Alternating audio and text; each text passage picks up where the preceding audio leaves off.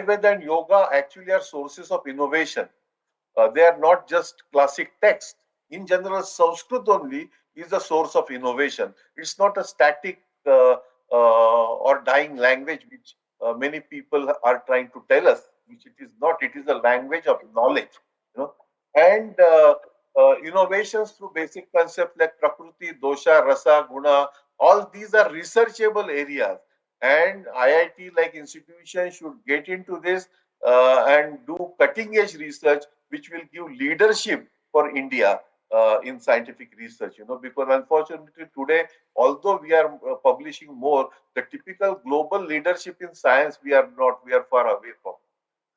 Nobel Prizes, if you look at from 2015 to 2018, starting from UU2 in 2015, her Nobel Prize was based on traditional Chinese medicine. She isolated anti-malarial drug using the reverse pharmacology approach, artemisinin, which has become a mainstream drug. Or in 2016, Nobel Prize has gone to autophagy. But if you look what autophagy actually is, it is about fasting.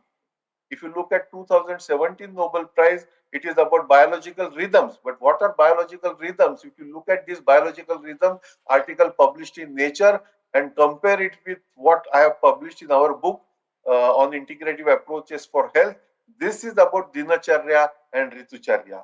2018 Nobel Prize, which has gone to immune regulation, is actually based on immune therapy. But what happens is when somebody else discovers, we go back to our text and our books and we tell them, oh, what are you telling? We knew this thousands of years ago. We have to change this. We have to bring our knowledge up front on the table in the laboratory, work on it, and tell the world that you did not know this. We knew this through our ancient knowledge, and this is how it works. This is the scientific leadership we have opportunity. Just one example of this, what you see on the screen. Chakrabarti from University of Texas published an excellent article on telomerase, and you know that telomerase are the ones which determine the longevity. They are ends of our chromosomes, and their length determines the longevity. And if you read what this article published in Cell, one of the highest impact factor journal, and if you read that article, you will feel as if you are reading concepts from Charak Samhita. And if you compare this chart with the chart again from our book, Integrative Approaches for Health, published by Elsevier, you will find many similarities.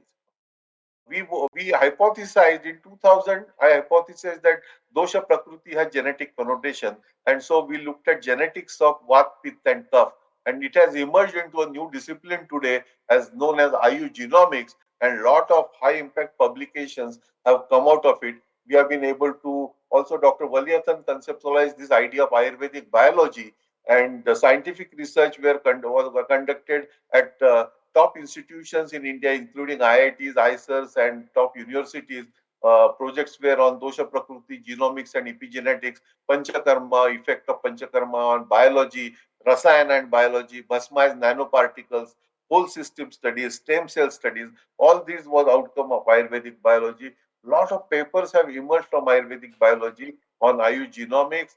This is the classic paper which we published in a scientific report, Nature scientific report, wherein we did genome-wide analysis and its correlates about Ayurveda Prakriti. This was the top 100 most downloaded papers in which we identified that there is a PGM1 gene which plays important role in energy production, was predominant or was kind of a gene signature for Pitta Prakriti, which endorses our concepts of Vat, Pitta, and Kapha. Rasayana and longevity also, there have been a lot of publications.